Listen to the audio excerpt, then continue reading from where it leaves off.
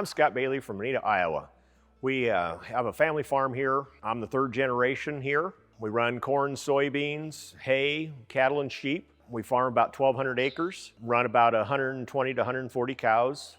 Last year's harvest was very productive. The rains were just in time. I think the whole farm averaged 229 bushel the acre. That's off of just shy of 400 acres of corn. And then on beans, we have just shy of 400 acres of beans, and they did 67. And it's all off of yield data off the combine, and we've got a digital scale, so we know exactly what we had. And my dad likes to enter all the stuff in the computer, and he came out the next morning after he got done with it, and I said, "Do you ever think you'd see that in your lifetime?" And he goes, "No." With the extra yield, we couldn't store everything on our farm.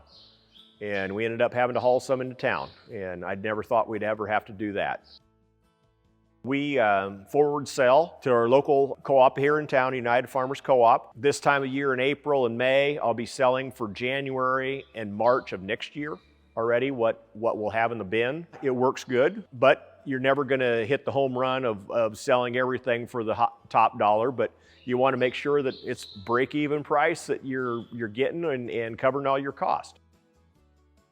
The main thing, the cows utilize the pastures in the summertime, and then in the wintertime after harvest, we turn them out on the stock ground and utilize the residue that's left over from the harvest and everything.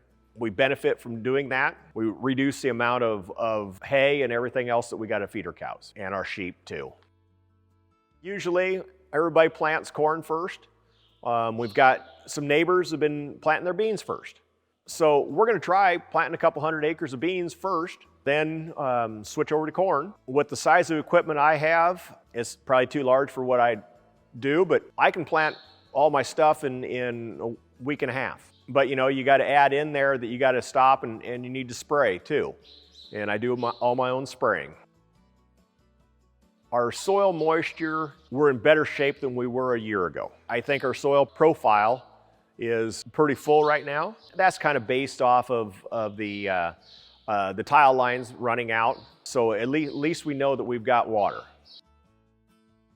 We variable rate our fertilizer based off of our soil samples and our previous yield data, our soils and everything.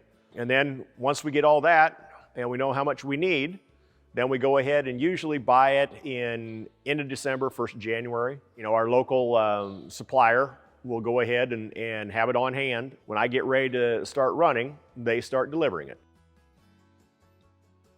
We've seen some pretty good market swings and everything else. As time has gone on, how different the marketing is with South America in the markets, where you have the wild swings off of their weather, and then they're the same way when we're having the weather swings up here. I remember 30 years ago, you never had that. 30 years ago, if you got a nickel move in the market, that was a big thing. The volatility of the trade is really wild, and it makes it hard to market.